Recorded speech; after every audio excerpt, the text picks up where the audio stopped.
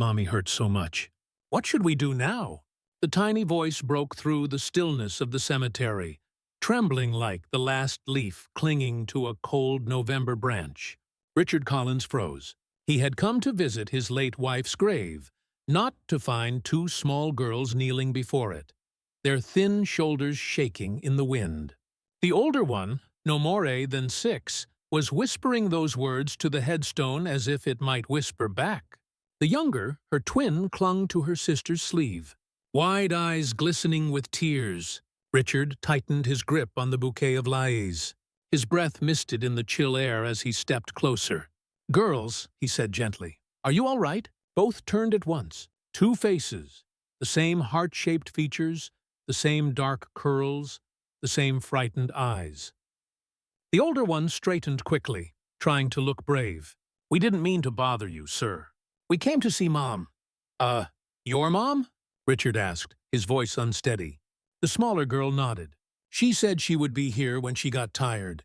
He glanced down at the grave. Grace Collins, beloved wife, a light to all. His throat tightened. Grace had been gone 2 years. They'd had no children. He had buried every dream of fatherhood with her. But here stood 2 little girls calling her Mom. "What are your names?" he asked softly. "I'm Anna," the older one said, standing tall despite the cold. "This is Mia. And how old are you?" 6, Anna replied. "We're twins." He gave a faint smile. "I can see that." His eyes caught the threadbare gloves, the mismatched shoes. Their coats were too thin for the season. "Are you here alone?" Anna hesitated, then nodded. "Our mom's in the hospital. She said if she got too sick, we should come find Mrs. Collins. She promised she'd help us." Richard blinked. "Mrs. Collins?" "Yes, sir," Anna said. "Mom said Mrs. Collins was our guardian angel." The world seemed to tilt. Grace, his Grace, had been a hospital volunteer for years, always helping people who couldn't pay their bills, never talking about it at home. "What's your mother's name?" he asked, though part of him already feared the answer. "Angela Bennett," Anna said. Richard felt the name strike something deep within him. Not recognition, something stranger, heavier, like a memory just out of reach. "How did she know my wife?" Mia rummaged through her small pink backpack and produced a bent plastic ID card. Grace's smiling face stared back at him. "Mercy Hospital volunteer. Mom said this lady helped her when she was in trouble," Mia whispered. "She said if anything bad ever happened, Mrs. Collins would keep her promise." Richard's knees went weak. He crouched to meet them eye to eye. "And where have you been staying?" "The shelter," Anna said. "But it's full now, so sometimes the bus stops. It's warm there at night." Her words stabbed at him. "You can't stay at a bus stop," he said firmly. "It's not safe." Anna's chin trembled. "We didn't know where else to go. Mommy said, 'Come here.'" And Mrs. Collins would know what to do. When those little girls said their mother told them to find Mrs. Collins, something in Richard's heart, and maybe in ours, broke open. It reminds us that kindness never really dies. It simply finds new hands to carry it forward. If this moment touched you, tell us where you're watching from in the comments. Don't forget to like this video and subscribe to the channel for more stories that speak to the heart. The wind swept through the cemetery, rattling the iron gate.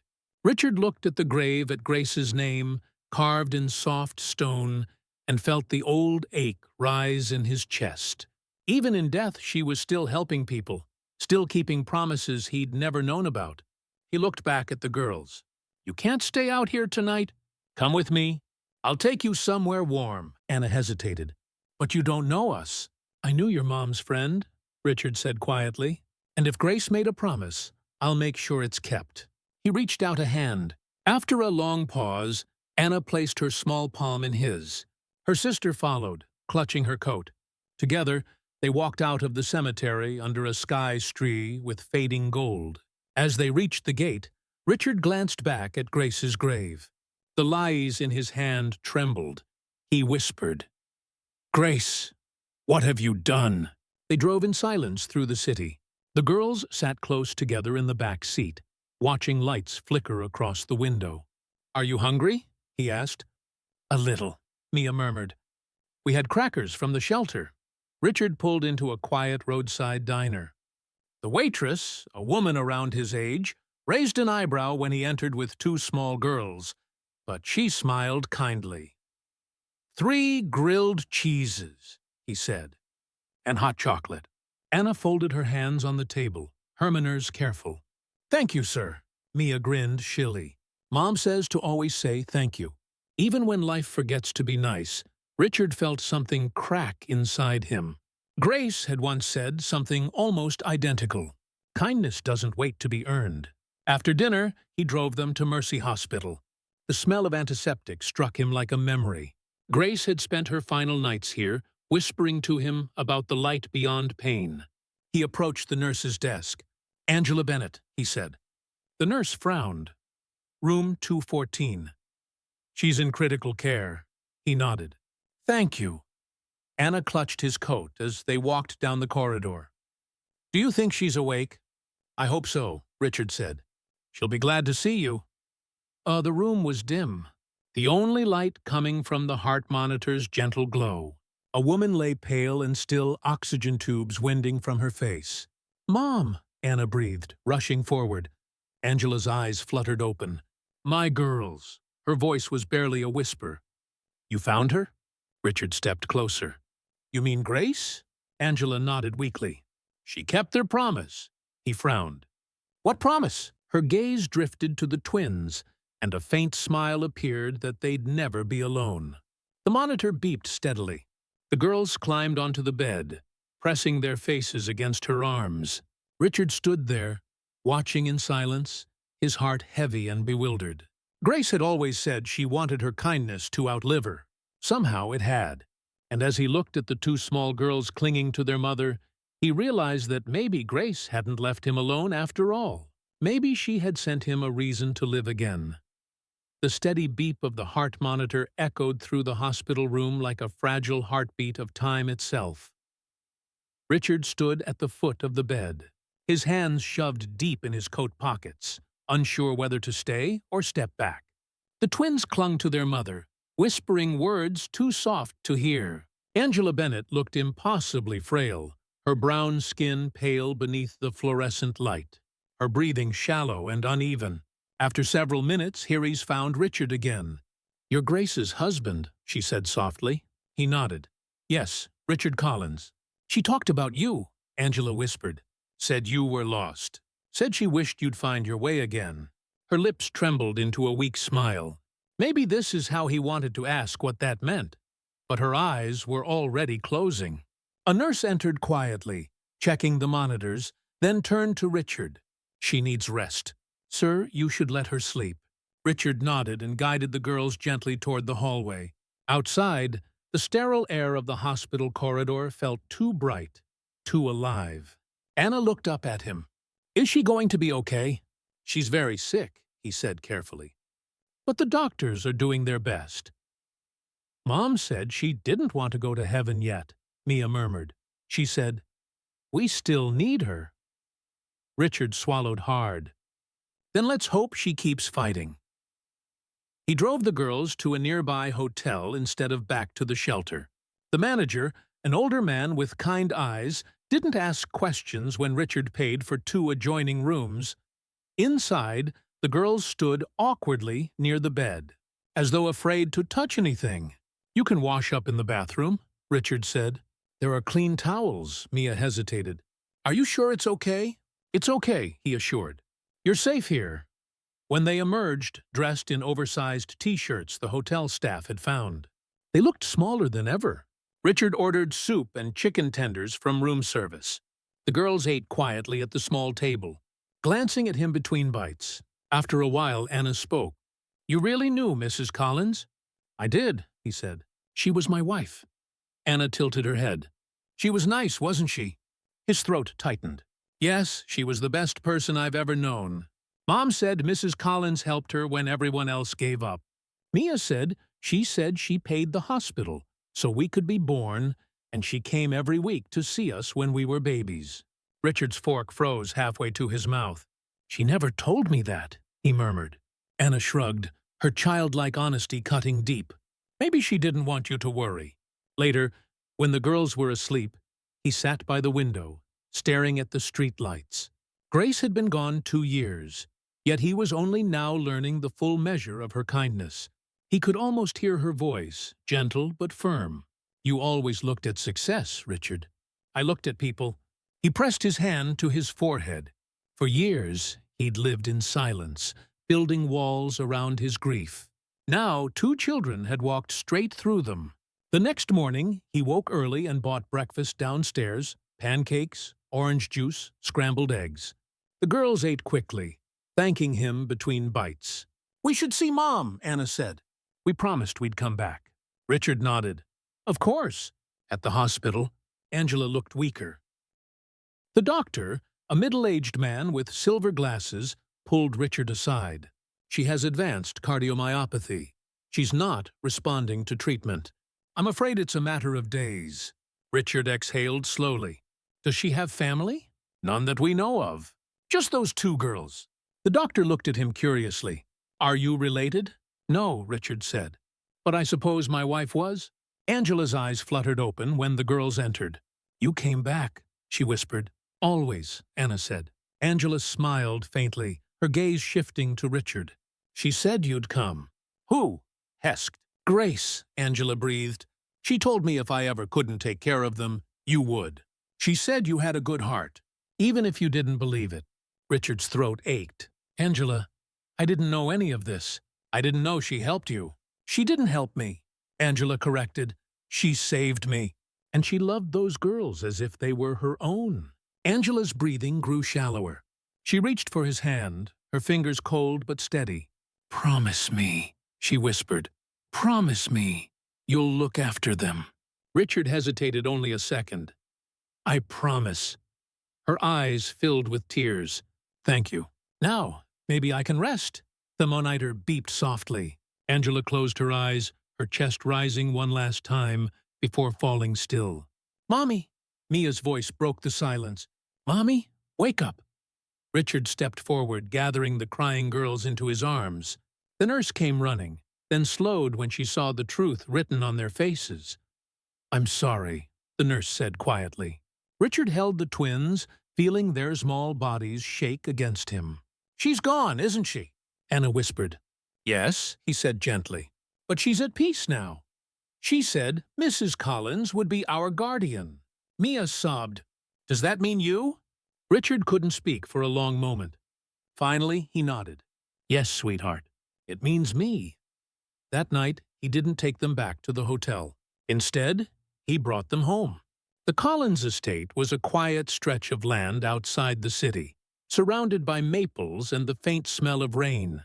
The girls fell asleep in the car, their small heads resting against each other. Richard carried them inside one by one, tucking them into the guest bedroom. The house felt different that night. Not empty, but alive again, filled with soft breathing and the faint sound of dreams. He stood at the doorway watching them. In the flicker of the bedside lamp, he thought he saw Grace's smile reflected in their faces. Later, in his study, he poured a glass of whiskey and sat before the fire. He opened an old photo album. There was Grace at the hospital laughing with patients, holding newborns. And there he froze, was a photo of her with a young black woman smiling down at 2 infants wrapped in pink blankets. Written in Grace's neat handwriting, beneath it were the words, "Angela and her miracles." He traced the words with his finger. Grace had known. She had planned for this moment. He looked toward the hallway where the girls slept. "Grace," he whispered, "you've done it again." The wind outside rattled the windows, but for the first time in years, the sound didn't feel lonely. It felt like an answer. The next morning, Richard woke to the sound of laughter echoing faintly down the hall. For a moment, he thought it was a dream. Grace's voice, warm and melodic, drifting through the house the way I choosed to. But when he stepped into the hallway, he realized it wasn't Grace at all. It was Anna and Mia. They were in the kitchen, sitting on the counter, swinging their legs and giggling as the housekeeper, Mrs. Turner, tried to teach them how to crack eggs. "You can't hit it too hard, honey, or it'll explode," Mrs. Turner warned, her gray bun wobbling as she turned toward them. Anna tapped an egg gently on the bowl's rim, then grinned as it broke neatly in two. "Like this?" "Perfect," Mrs. Turner said proudly. When she saw Richard in the doorway, she smiled. "Good morning, Mr. Collins. Seems you've got early risers." He managed a faint smile. "That's new. They're sweet girls," Mrs. Turner said, "though I'll admit I was a bit surprised when they appeared." She lowered her voice. "They your wife's kin." Richard hesitated. "Something like that." Mrs. Turner studied his face for a moment, but didn't pry further. "Breakfast will be ready soon." As she turned back to the stove, Mia climbed down from the counter and ran up to Richard, clutching a whisk like a trophy. "We're helping," Mrs. Turner says. "We're chefs now." "Is that so?" Richard asked, crouching down. "Then I suppose I'm the lucky customer." She nodded eagerly. "Do you like pancakes?" "I love pancakes." He didn't really. Grace had always been the one who did. But somehow, saying it felt right. Anna smiled shilly. "Mom used to make them for us on Saturdays with blueberries." Her voice faltered a little on the word, "Mom." And Richard's heart twisted. "We can do that there too," he said softly, "if you'd like." After breakfast, he called his lawyer, Thomas Reed, a man he'd known for 20 years, loyal, pragmatic, the kind of man who believed in order above emotion. When Thomas arrived later that morning, he was polite but visibly curious about the two children chasing each other across the living room rug. "You've been busy, Richard?" he said, setting down his briefcase. "Care to explain?" Richard told him everything from finding the girls at Grace's grave to Angela's final words. Thomas listened without interrupting, though his expression grew more skeptical by the minute. "And you've brought them here?" "Yes," Richard said. "They have nowhere else." "You do realize what this looks like," Thomas said carefully. "The press will have a field day. Two black children living in the home of one of America's richest white men will talk." Richard's jaw tightened. "Let them," Thomas sighed. "You can't ignore optics, Richard. The board's already nervous about your absence lately. This could make things worse." Grace helped their mother. Richard said, "These girls are her responsibility now, which makes them mine." Thomas studied him for a long moment. "You sound like her," he said quietly. "Maybe that's not such a bad thing." Later, when Thomas left, Richard stood by the window, watching Anna and Mia chase each other through the garden. Their laughter floated through the open door like sunlight. For the first time in years, the house didn't feel like a tomb. That afternoon, he drove the girls back to the hospital for Angela's release papers. The social worker, a brisk woman named Carla Simmons, met them in the lobby. "Oh, Odar Samandetuar, huh? Mr. Collins," she said, flipping through a file. "I understand you've taken the children in temporarily." "That's right. We'll need to discuss long-term arrangements," she said. "Family placement, foster options, guardianship." "Were you and Miss Bennett related?" "No, but my late wife was their godmother." Carla adjusted her glasses. "Legally, that's not binding." Richard met her gaze. "Morally, it is." She sighed. "Mr. Collins, I'm not questioning your intentions, but this process takes time. There will be evaluations, background checks, court approvals. Do what you need to," he said evenly. "But until then, they stay with me." Anna clung to his hand, her small fingers gripping tightly. Carla hesitated, then nodded. "I'll start the paperwork." As they left the hospital, Mia looked up at him. "Do I have to leave now?" "No," he said gently. "You're coming home with me," she smiled, her eyes lighting up with something fragile but pure trust. On the drive back, the sun broke through the clouds, casting long rays across the windshield. Anna leaned her head against the window. "Do you think Mom's with Mrs. Collins now?" "I think," Richard said softly. "They're both watching over us." That night, the girls insisted on saying a prayer before bed. They knelt beside the guest room bed, hands clasped. "Dear God," Anna whispered, "please tell Mommy and Mrs. Collins we're okay. And thank you for the nice man who brought us pancakes." Richard stood in the doorway, unseen. His throat burned after they were asleep. He wandered the halls of his house, past framed photographs of business awards, charity galas, and smiling faces he barely remembered. 4 years, success had been his armor. Now it felt meaningless. In the quiet of his study, he opened Grace's old journal, one she had kept during her volunteer work. The first page began with a quote in her elegant handwriting. "Kindness is not a duty. It's the proof that our hearts still work." He turned the pages slowly until he found an entry dated 6 years earlier. "Angela Bennett, pregnant alone. I paid her bills. I told her she'd never be alone again. I hope I can keep that promise." He closed the book and stared at the fire. "You kept it, Grace," he whispered. "And now it's my turn." The next morning, as dawn stretched pale light through the windows, Richard found the twins curled up on the couch, tangled in a blanket, fast asleep. He stood there for a long time, the quiet hum of the city outside mingling with their soft breathing. He'd lost so much: his wife, his purpose, his faith in goodness. But somehow, in a twist of fate, he still didn't understand. Grace had given him a second chance. And as he watched the two little girls sleep peacefully in his home, he realized that keeping her promise might just be how he found his way back to the light.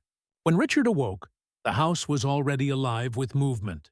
He could hear the faint patter of small feet racing down the hall, followed by the delighted squeal of Mia's laughter. For a moment, he stayed in bed, listening. The sound was foreign to his home, warm, chaotic, unplanned, and it filled the empty spaces Grace's absence had left behind. By the time he entered the kitchen, Mrs. Turner had the girls lined up at the table with bowls of oatmeal and a plate of sliced strawberries. Anna looked up, spoon halfway to her mouth. "Morning, Mr. Collins." "Morning," he said, smiling faintly. He hadn't realized how easily that word could feel like sunlight. Mrs. Turner poured him coffee. "They've already done their chores," she said, amused. "Well, their version of chores. They tried to fold the towels. Bless their hearts." Anna puffed her chest. "We helped." Richard looked at the crookedly stacked pile of towels on the counter. "You did," he said. "And they look perfect." After breakfast, he drove them to a small park near the river. Grace used to love this place. She'd feed the ducks and talk about how stillness was a form of prayer. The girls ran ahead on the path, their laughter echoing over the water. For the first time in 2 years, Richard left his phone in the car. He sat on the bench where Grace had once read him her favorite poem about hope. The sunlight hit the river just right, scattering light like diamonds across the surface. Anna climbed up beside him. Mrs. Turner said, "You make computers." "Something like that," he said. "I used to build programs that help people do their jobs faster." "Ah, why don't you do that now?" she asked. He hesitated. "Because I stopped believing it mattered." Anna frowned thoughtfully. Mrs. Collins wouldn't like that. He chuckled softly. No, she wouldn't. Mia ran up, holding a yellow leaf shaped like a heart. "Look, it's like love." He took it gently from her hand, studying its delicate veins. "Yes," he said quietly, "exactly like love." On the drive home, he passed a row of billboards with his own company's logo, Collins Tech. Building the future. The words felt hollow now. When they reached the house, a black SUV was parked in the driveway. Richard frowned. Standing beside it was a man in a dark suit. Robert Davidson, the head of the Collins Tech Board. He was tall, immaculate, the kind of man who spoke in press releases. "Richard," he said, his tone clipped. "We need to talk." Anna and Mia clung instinctively to Richard's coat. "It's all right," Richard said gently. "Go inside with Mrs. Turner." Once they were gone, Davidson folded his arms. "You've missed 2 board meetings. The press is spinning rumors. And now," he gestured toward the door, "you're fostering 2 children?" Richard's expression hardened. "Their mother was dying. My wife made them a promise." "I'm keeping it, Richard," Davidson said, lowering his voice. "You have a public image to protect. People are already speculating about your sanity. They're asking if grief has enough." Richard interrupted. Grace believed compassion was more important than image. If that costs me a headline, so be it.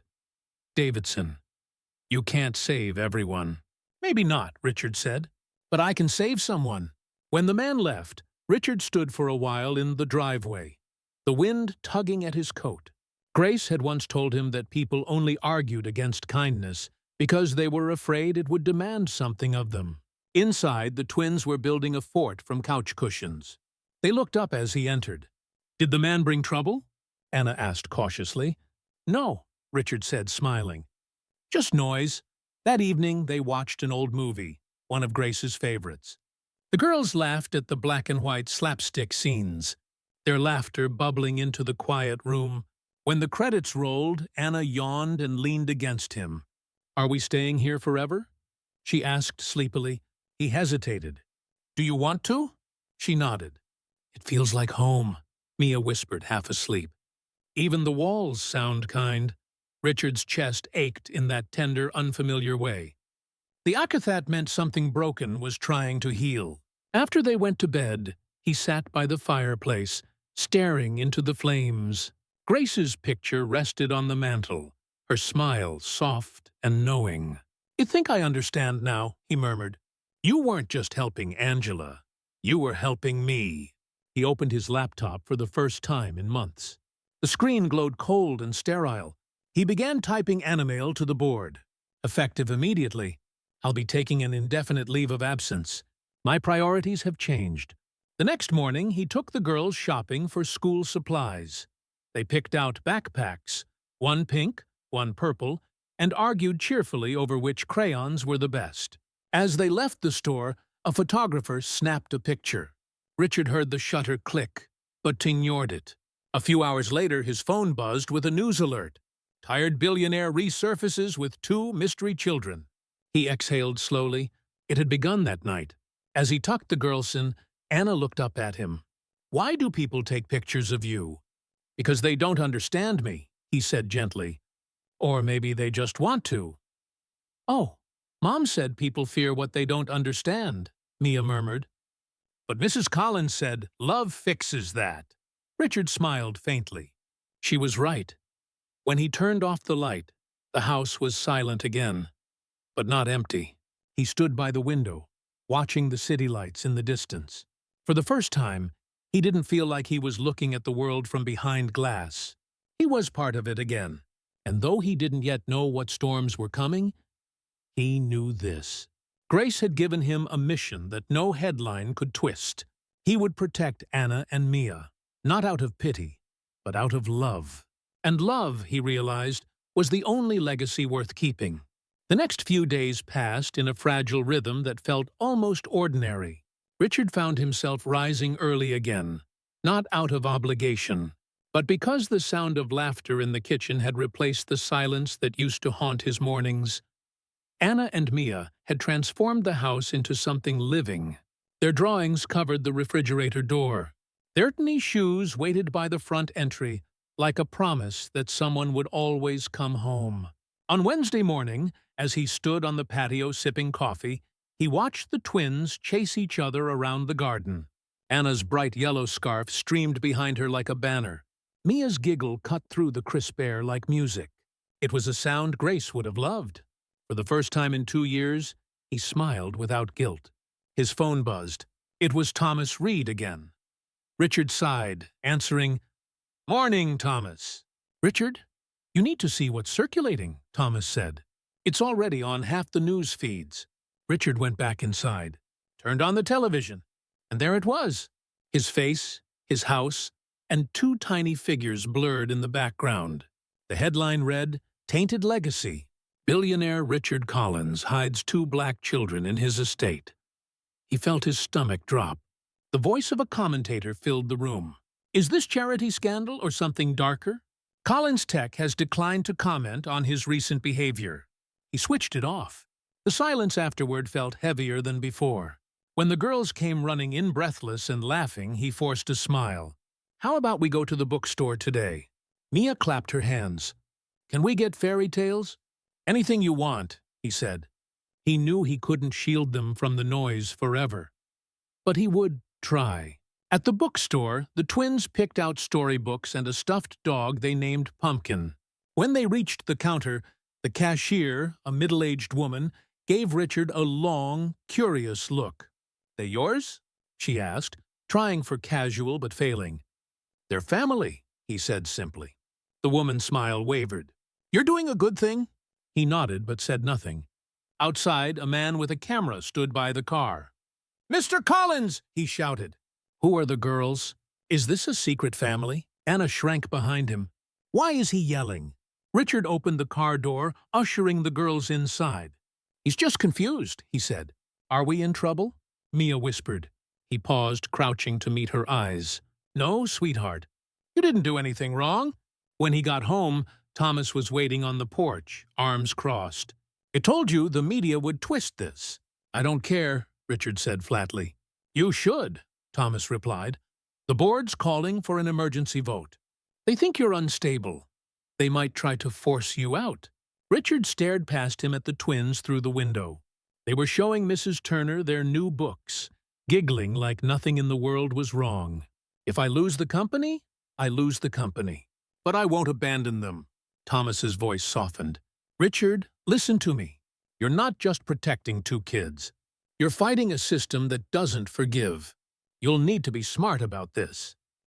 "Grace wouldn't have walked away," Richard said quietly. "And neither will I." That night, he couldn't sleep. The phone kept vibrating. Reporters, investors, people he hadn't spoken to in years, suddenly demanding explanations. He ignored them all. Instead, he walked down the hall to check on the girls. They were asleep, curled together under a mountain of blankets. On the nightstand sat the stuffed dog and one of Grace's old photographs. Grace laughing, her hair blowing in the wind, holding a newborn in a hospital blanket. Angela's child, maybe. Richard felt something shift inside him, resolve, sharper than grief. The next morning, he called a press conference. Thomas nearly choked on his coffee when he heard. "You're inviting the press? After all this?" "Yes," Richard said. "I'm not hiding anymore." At noon, the front lawn was crowded with cameras. Richard stood on the steps of the house, the twins beside him. Their small hands clutched his jacket. The reporters shouted questions. He raised his hand for silence. "My name is Richard Collins," he began. 2 years ago, I lost my wife, Grace. She was the heart of everything I believed in. Before she died, she made a promise to a woman named Angela Bennett. A promise that her daughters would never be alone. He looked down at Anna and Mia, the seer Angela's daughters. Grace kept her promise in spirit, and now I'm keeping it in her name. The crowd quieted. He continued, his voice steady. "You can write whatever headlines you want. Say what you will about me, but know this. If compassion ruins my reputation, then it was never worth having." For a long, silent moment, no one spoke.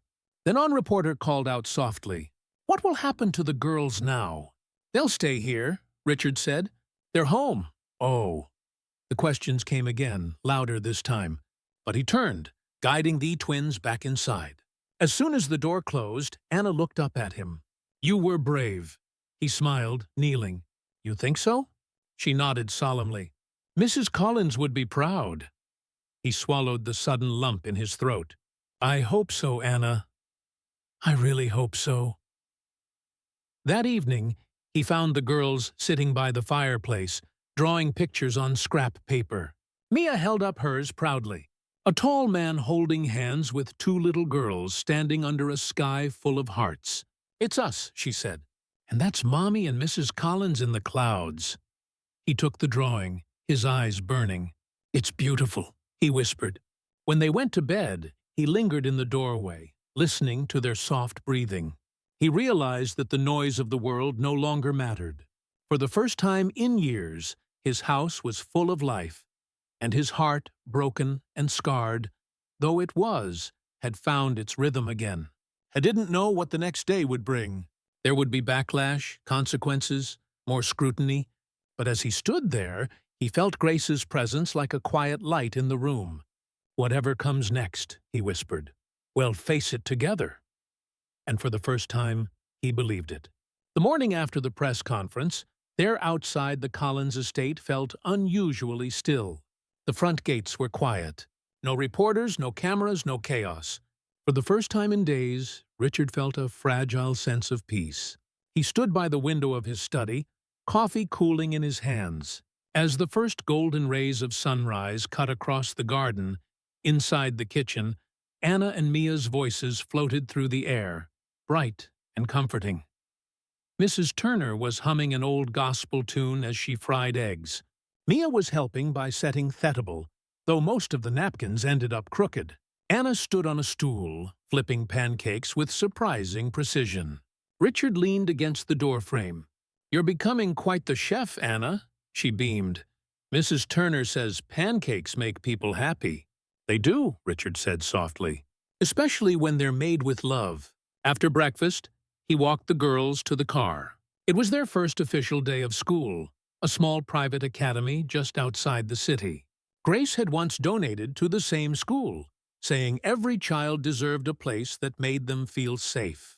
Anna wore her yellow scarf again. Mia had her hair in 2 braids tied with pink ribbons. They looked both excited and nervous.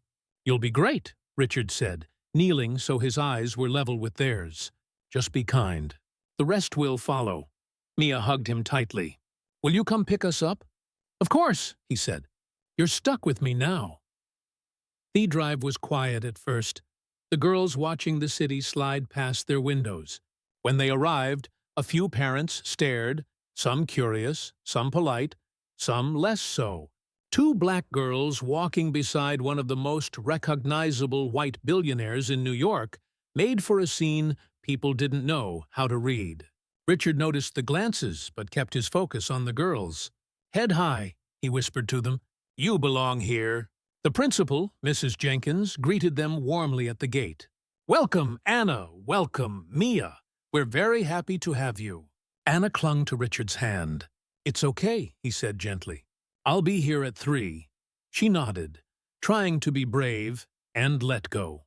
As they disappeared through the school doors, Richard felt an ache in his chest, the same one he used to feel when Grace would walk away at airports. Love and fear always traveled together. Back at the office, Thomas was waiting in the conference room, pacing. "You caused an earthquake," he said as soon as Richard entered. "I spoke the truth," Richard replied, sitting down. Thomas ran a hand through his hair. "You also tanked your company's stock by 8% overnight." Richard didn't flinch. "It'll recover or it won't. Either way, I'm done living by numbers." Thomas stared at him, bewildered. "You really are changing, aren't you?" Richard looked out the window, his reflection faint against the skyline. "Maybe I'm finally becoming who Grace thought I could be." Later that afternoon, he drove back to the school. The girls were waiting by the gate, backpacks slung over their shoulders, grinning. Mia ran up first. "I made a friend?" "That's wonderful," he said, lifting her into his arms. "What's their name?" "Sarah," Mia said proudly. "She has freckles and likes frogs." "No." Anna smiled too, but it was small and uncertain. "It was okay," she said when he asked. "Some kids asked why we live with you." Richard hesitated. "What did you tell them?" "That you're our family," she said. "Because you promised." His heart twisted. That's exactly right. On the way home, they stopped by the park.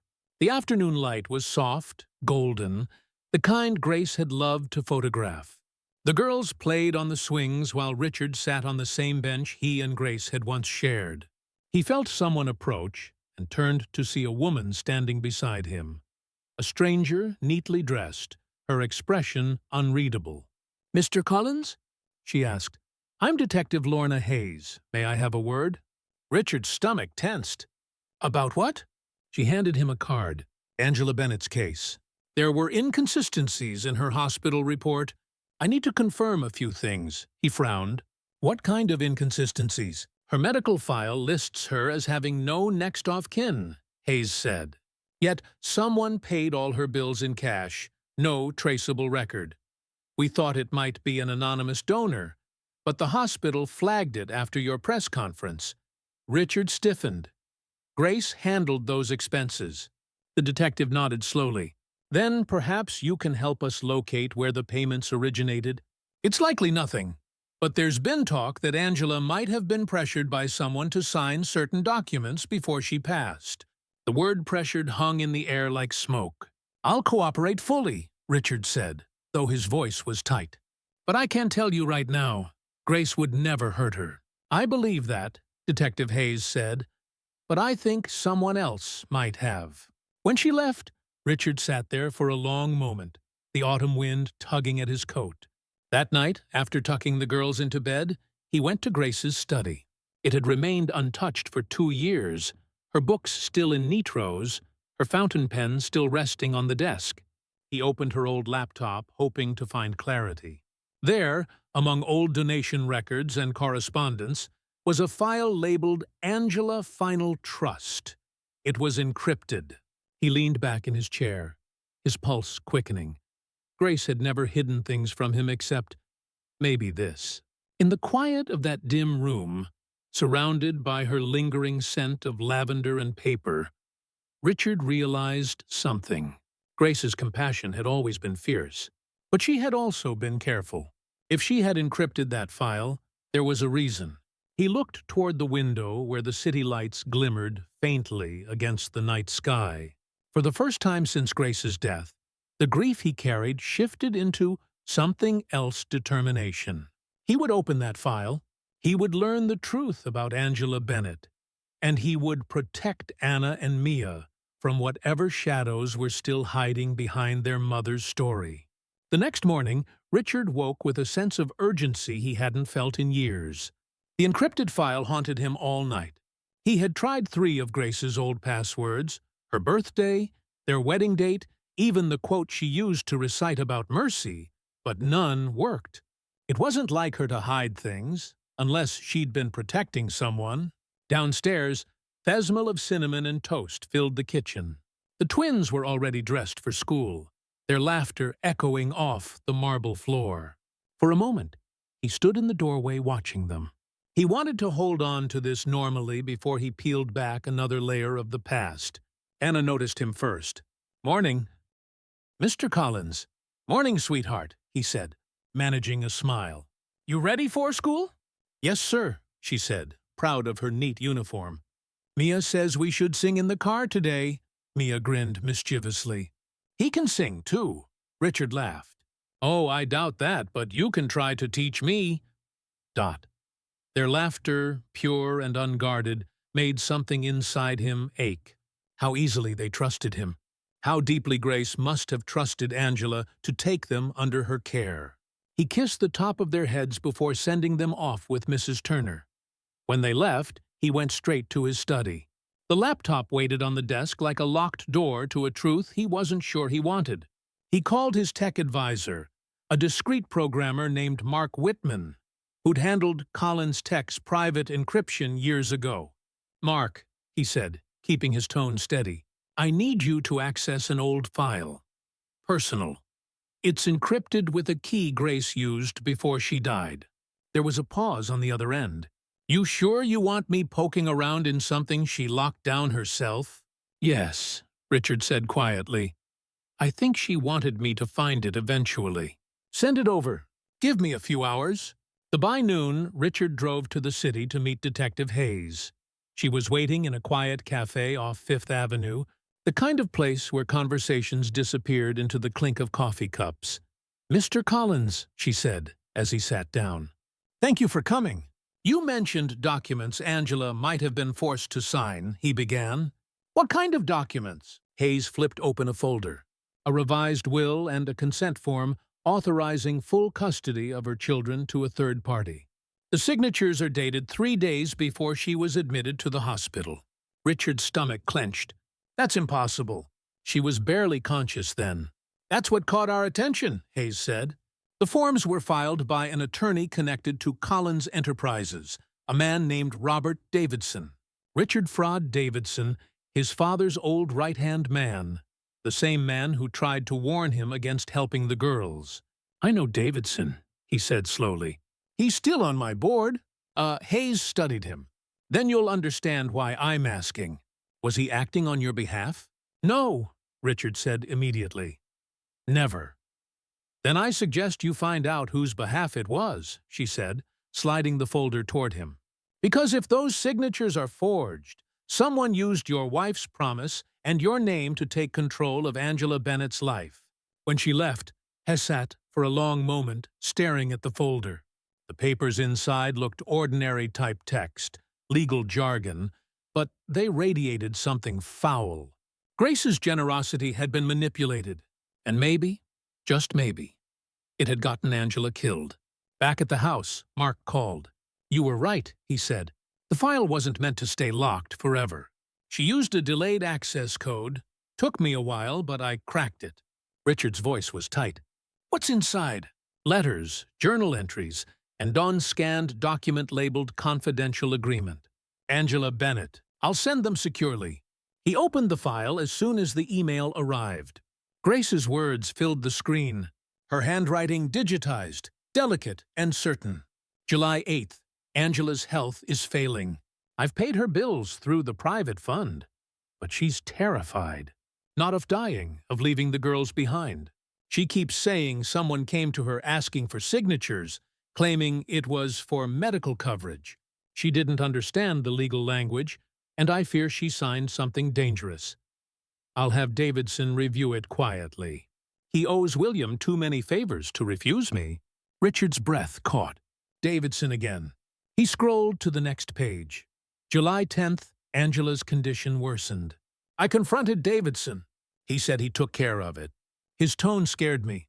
If something happens to me, I want Richard to know not everyone in our circle is who they pretend to be. The girls must be protected. No one can use them for leverage. If you're reading this, my love, please trust your heart, not the company. He leaned back in the chair, trembling. Grace had known. She'd seen the corruption creeping in from the same world that had built their fortune. When Mrs. Turner brought in tea, she paused at the sight of his pale face.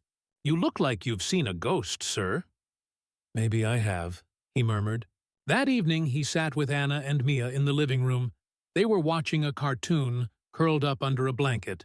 Anna looked up at him. You look sad, Uncle Richard. He forced a smile. Just thinking about your mom. And Mrs. Collins, Mia climbed into his lap. Mom said, some people pretend to be nice, but really aren't. But, she also said, kind people always win in the end. He wrapped his arms around her, his throat tight. Your mom was a smart woman. When they went to bed, he stayed awake long after the house was silent. Outside, the wind rattled the windows. In his hand, he held the printed letter Grace had written to him, the one that ended with her plea. Trust your heart. He knew now that the truth about Angela's death and Grace's guilt were intertwined. Someone had exploited both women, profiting from their trust, and that someone had to be stopped. The next morning, before the sun rose, Richard made a call. His voice was calm but cold. Thomas, get me everything you can on Robert Davidson's legal activity for the last 5 years, especially anything connected to medical trusts or personal estates. Richard, that's a lot of paperwork. Then start now, he said, because I think Davidson's been selling more than contracts. I think he's been selling lives. He hung up, walked to the window, and looked toward the horizon where the faint glow of dawn was breaking through. Grace's voice seemed to whisper through the stillness. Kindness is not a duty. It's the proof that our hearts still work. His heart was working again, but now it was burning for justice. The following days blurred into a mixture of movement and tension. Richard barely slept, dividing his time between the office and home, trying to keep up appearances while quietly investigating Davidson's past dealings. The company's board still buzzed with unease after his public declaration.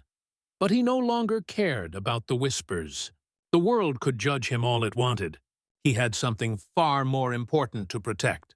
On the third day, Thomas arrived at his townhouse with a thick folder and a worried look.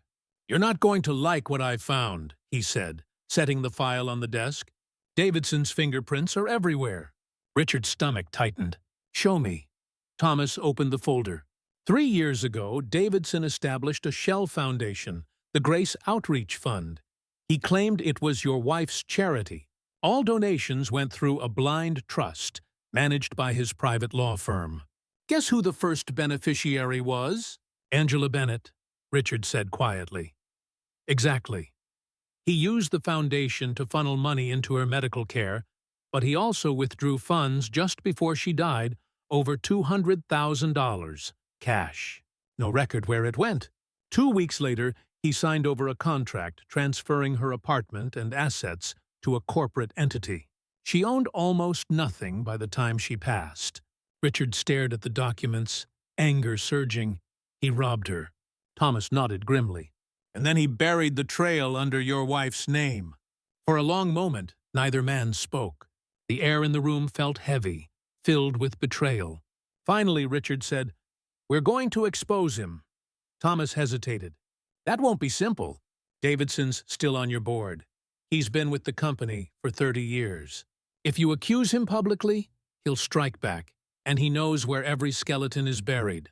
Then I'll burn down the whole closet," Richard said.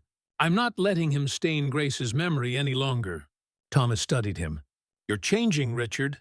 A year ago, you'd have buried this to keep the stock price steady." "Grace changed me," he said simply. "And now 2 little girls depend on me to do what's right." That night, Richard sat at his desk long after Thomas left, reading through Grace's letters again. One line stood out this time, written in her looping, gentle script. "The truth will cost something, but silence costs more." He whispered the words aloud. "Then silence ends tonight." The next morning, he requested an emergency board meeting. When he entered the conference room, the board members were already seated, men and women in dark suits, their expressions tight with suspicion. Davidson sat at the head of the table, his silver hair perfectly combed, his face calm as always. "Mr. Collins," Davidson began smoothly, "we were surprised by your request. I assume this is about the ongoing media fallout." "This isn't about the media," Richard interrupted, his tone low but sharp. "It's about you." A murmur ran around the table. Davidson blinked, then forced a polite smile. "Me?" Richard placed a stack of documents in front of him. "These are records of your personal transactions through the Grace Outreach Fund. You used my wife's name to establish a fake charity, stole from it, and manipulated a dying woman into signing over her property." Davidson's smile faltered for the first time. "Those are serious accusations." "They're also true," Richard said. "And before you deny it, I've already handed the same evidence to Detective Hayes." The room erupted in whispers. Davidson's composure cracked. "You're destroying yourself, Richard. Do you have any idea what this will do to the company?" Richard's voice was steady. "I don't care about the company's reputation. I care about justice, and about 2 little girls who lost their mother because men like you thought they could bury the truth." Davidson slammed his hand on the table. "You think you can take me down?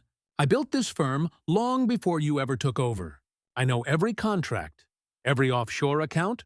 "Then maybe the police will find your memory useful," Richard cut in, "because you won't be doing it from this office." 2 security officers stepped forward at his signal. Davidson's face went white. "You'll regret this," he hissed as they led him away. "Grace didn't die as innocent as you think." The door closed behind him. Silence lingered like smoke. When Richard finally spoke, his voice carried the weight of something irrevocable. "From today forward, Collins Enterprises will rebuild itself around transparency. If that means losing profit, so be it. We've lost enough humanity already." The board said nothing, but no one dared oppose him. After the meeting, Richard drove straight to the girls' school. They were waiting by the gate as always. When they saw him, both ran toward the car, their laughter breaking through the weight of his day. "How was school?" he asked as they climbed in. "I got a gold star," Mia said proudly. "And Anna helped a boy who fell down." Richard smiled. "That sounds like something your mother would have done." On the drive home, he felt lighter. Justice wasn't complete, but it had begun. That evening, he received a call from Detective Hayes. "Davidson's in custody. We found evidence linking him to several forged documents, including Angela Bennett's will." "You did the right thing, Mr. Collins." "Thank you, Detective." he said quietly. But this isn't over, is it? No, she admitted. There's still the question of who financed Davidson. He didn't act alone. Richard's gaze drifted toward the photo on his desk, the one of Grace holding a newborn in her arms, smiling with that same calm faith that had carried him through so much. Then we'll find out, he said. For her. For them. After he hung up, he went upstairs. The twins were asleep, their breathing soft and even. A nightlight cast gentle shadows across the room. On the wall, their drawings had multiplied rainbows, stars, smiling faces. In one, he noticed something new, a stick figure of him holding their hands with the words, "Our family," scrolled in crayon underneath. His eyes stung. He touched the drawing lightly. "We're going to be all right," he whispered. Downstairs. The city lights flickered beyond the window, like a promise of both danger and hope. Tomorrow more truths would come to light. But for tonight, for this fragile peace, he was grateful. The morning after Davidson's arrest, the Collins estate woke to a strange quiet. Outside, the maple leaves drifted down like slow golden rain, and the air smelled of autumn and new beginnings. But inside, Richard felt the familiar hum of unease. Victories like this never came without consequence. The headlines were everywhere. Corporate powerhouse exposed in charity scandal. Some articles praised Richard for his courage. Others accused him of destroying his company. He didn't read them. He spent the morning cooking pancakes with the girls' blueberries, just like Grace used to make. Anna stirred the batter carefully, tongue poking from the corner of her mouth. "Do you think Mrs. Collins is proud now?" she asked suddenly. Richard froze for a second before answering. "I think she's smiling somewhere, watching us make a mess of her kitchen." That made both girls laugh, and the sound washed away his tension for a moment. After breakfast, the doorbell rang. When he opened it, Detective Hayes stood there, her coat buttoned against the wind. "Mr. Collins, we need to talk," she said. He ushered her inside, offering coffee. "I take it this isn't a social visit." "Afraid not." She handed him a file. "We've confirmed Davidson didn't work alone. The money trail leads to a subsidiary owned by one of your board members, a woman named Evelyn Sharp." Richard frowned. Evelyn. She's head of acquisitions. Grace trusted her. Hayes nodded. She's been using the charity accounts to funnel money into offshore holdings. Davidson handled the paperwork, but she signed off on everything. It appears she was the one who approached Angela with the forged documents. The words hit like a blow, so she manipulated Grace's trust and used Angela to cover the transfers. "Exactly," Hayes said. "And with Davidson gone, she's vulnerable. She knows you'll come for her." Richard's jaw tightened. "Then let's make sure she knows she's not the only one who can play power games." Later that day, he called Thomas to his office. "I want Evelyn Sharp's schedule, financials, and communications for the last 6 months," Richard said. Thomas hesitated. "Richard, that's dangerous territory. She's connected, and she'll retaliate." Richard's eyes hardened. "So am I. And this isn't revenge. It's justice." That night, after the girls went to bed, he sat in Grace's study again. The rain had started outside. Soft against the windows, he opened her journal. Turning to one of the last entries she had written, "Mercy and justice are sisters, but sometimes one must lead the other." He whispered the words to himself. Then tonight, justice leads. When Thomas returned the next morning, he laid a flash drive on Richard's desk. "Everything you asked for. But you should know Evelyn's been in contact with the media. She's planning to frame you for Davidson's crimes." Richard exhaled slowly. "Of course she is. She's calling a press conference at noon." "Then so am I," Richard said. By midday, reporters were once again gathered on his lawn. Cameras flashing against the gray sky, Evelyn Sharp stood at a podium across town, her smile polished, her tone calculated. "Mr. Collins," she said into the microphones, "was aware of the charity accounts and personally approved the transfers. He's now using Davidson's arrest to distract from his own wrongdoing." When Richard's own conference began an hour later, his approach was quieter. steadier. He stood alone, holding a folder in his hands. "You've all heard the accusations," he said. "You've also seen the truth unfold. My wife believed in compassion, not corruption. Today, I'm releasing evidence that shows how certain members of my company twisted that compassion for profit." He opened the folder and handed copies of the documents to the press. Bank statements, internal emails, transaction logs, all signed by Evelyn Sharp. "I was blind," he said, his voice steady. "I trusted people I shouldn't have. But blindness is not guilt. The real crime is using kindness as a mask for greed. And that ends today." By evening, the media had turned. Evelyn Sharp's face dominated every screen. Her lawyer's statements drowned beneath headlines like "Betrayal Inside Collins Tech." Thomas called that night. "You did it. The board's voting to remove her. The company's stock is already climbing back." "I don't care about the stock," Richard said. "I care that Grace's name is clean again." He hung up and walked upstairs. The girls were still awake, drawing in their notebooks. "Uncle Richard," Mia said, "at school they said you were on TV again." He smiled, sitting on the edge of the bed. "Yes, I had to tell the truth." Anna looked up from her drawing. "Did people believe you?" "I think some did. The rest will in time." Mia tilted her head. "Mom always said, 'The truth takes the long road, but it always gets home.'" He laughed softly. "Your mom was right." When they were asleep, he stepped out onto the balcony. The night air was cool and smelled of rain. The city glittered in the distance, restless, but somehow peaceful. He thought of Grace, of Angela, of the two girls now sleeping safely under his roof. He had lost everything that once defined him, his image, his certainty, his comfortable illusions, and in return, he had gained something far rarer: clarity. The world still saw him as a man seeking redemption, but he knew better. He wasn't seeking it anymore. He was living it, one truth at a time.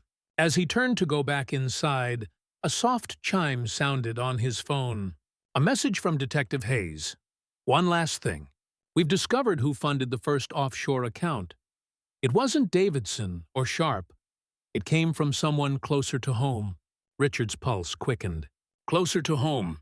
He looked toward the darkened hallway where Grace's portrait hung a soft smile forever frozen in time. For the first time, doubt crept in like a shadow. Grace's charity fund, Grace's personal accounts, hair-encrypted files. He whispered into the stillness, "Grace, what did you know?" The words from Detective Hayes lingered in Richard's mind long after the call ended. Closer to home. They echoed through the empty halls of the Collins estate, a whisper that would not fade. He paced the study until the city lights outside blurred into streaks of gold and white. The idea that someone within his home, someone connected to Grace, had funded the accounts felt impossible. Yet the possibility gnawed at him. The next morning he woke early, restless. The girls were still asleep, tangled in blankets and childhood dreams, unaware of the storm building outside their safe little world. He brewed coffee in silence, staring at the steam curling above the mug like a ghost of thought. Mrs. Turner entered, tying her apron.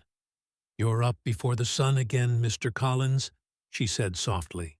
"You've got that look the one Grace used to get when she was trying to solve the world's problems before breakfast." He smiled faintly. "Maybe I just miss her way of making sense of things." Mrs. Turner hesitated, then spoke carefully. "She always had her own ways of doing good. Sometimes I thought she gave more than she could afford." Richard's eyes lifted. "What do you mean?" Mrs. Turner lowered her gaze. "Before she passed, she had me run errands to the city, cash deliveries. She said they were 4 hospital bills, rent, small things for people who'd fallen behind. I never asked questions, but she always seemed in a hurry about it." Richard's pulse quickened. "Did she ever mention who received the money?" "No, sir," Mrs. Turner said, frowning. "Only that it had to go out that day. She kept a small notebook, brown leather, worn edges, used to write down names, dates, amounts. She always locked it in her desk." After Richard's breath caught, Do you still have that notebook? Mrs. Turner thought for a moment. No, but her old desk is still in the attic. I never cleared it.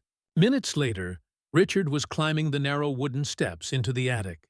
Dust floated in the light from a single small window. The air smelled faintly of lavender and thyme. Grace's writing desk sat against the far wall, covered with a thin sheet. He pulled it away carefully. Inside the top drawer, beneath a stack of old letters and pressed flowers, lay the notebook, brown leather, just as Mrs. Turner described. His hands trembled as he opened it. Each page was filled with Grace's neat looping script, names, dates, amounts, notes like Angela, final payment made, Mercy hospital account settled, and S. Moretti emergency legal fee covered. But near the end, one entry made him go cold. Transfer private initiated for Angela Bennett through Silent Donor Fund. Source, personal account RC approval required. He blinked, reading it again. RC, his initials. But the signature line at the bottom was not his handwriting. It was Grace's. He flipped the page and found a short note written hastily. Richard, if you find this, please forgive me. I used your approval credentials to move funds quickly. There was no time to explain. Davidson was involved and I feared he would cut Angela off. I had to save her, even if it meant lying to you. If this brings you pain, I'm sorry. Love, Grace. The room seemed to tilt. Grace had used his authorization to move the money, the very transfer that now connected the accounts to him. The scandal, the suspicions, even the whispers about corruption. It all pointed back to her desperate act of kindness. He sat down heavily on an old trunk, the notebook open in his hands. For 2 years, he had worshipped her memory as pure light. Now he saw the shadows too, the moral compromises she had made for compassion. When Mrs. Turner called from downstairs that the girls were ready for school, he didn't answer at first. He just stared at Grace's handwriting. Feeling both betrayed and AED, she had broken his trust to keep her promise. At breakfast, he watched Anna and Mia chatter about a school art project. Their innocence grounded him, reminding him why Grace had done what she did. Love wasn't neat. It was messy, complicated, and sometimes dangerous. Later that afternoon, he met Detective Hayes at the precinct. She gestured to a file on her desk. We traced the offshore transfers back to an account that belonged to your wife, but it wasn't embezzlement. Every cent went to medical charities. That's why Davidson couldn't touch it legally. She outsmarted him. Richard handed her the notebook. She used my credentials without telling me. Hayes glanced through it, then looked up. She trusted you enough to risk your name. He nodded slowly. She knew I'd forgive her. Eventually, Hayes leaned forward. Mr. Collins, your wife wasn't naive. She knew how easily power corrupts. Maybe she believed that love and what you do in its name was the only safeguard left. Her words struck him deeply. Grace hadn't just left him a moral debt.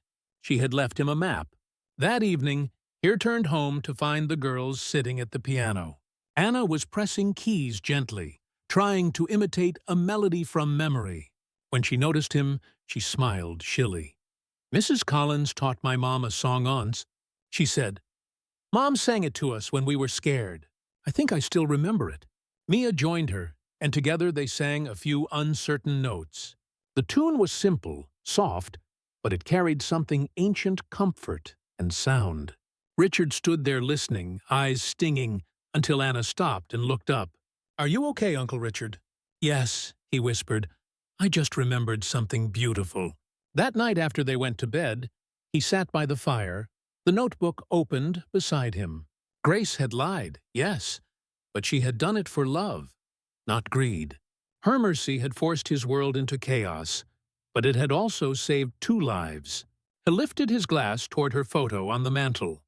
You always did play by your own rules, he murmured. And I suppose I'll keep playing by them too. Hide. The wind picked up, rustling the trees. Somewhere in the distance, the faint echo of the girl's song seemed to linger in the air. For the first time, the weight of the truth didn't crush him. It steadied him. Grace's secret hadn't destroyed her legacy.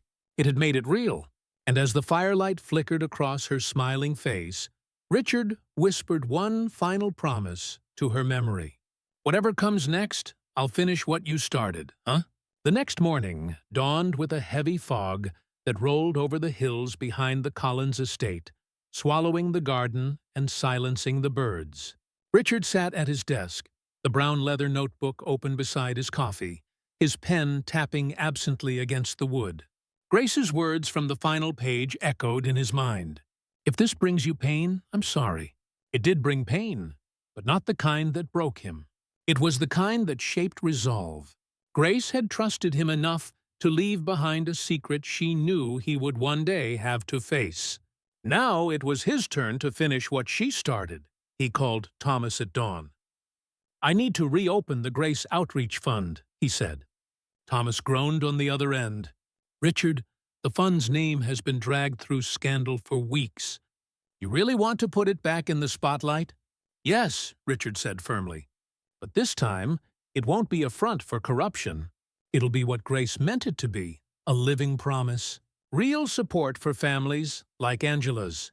Transparent, accountable, untouchable." Thomas hesitated.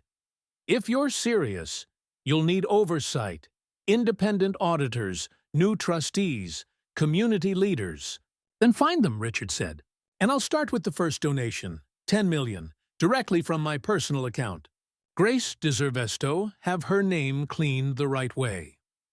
H." By the time he hung up, the sun had begun to pierce through the fog, throwing pale light across the room.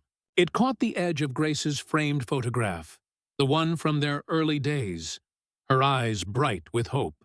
For a brief, impossible second, he thought she looked proud. Downstairs, the girls were already awake, playing in the living room with their dolls.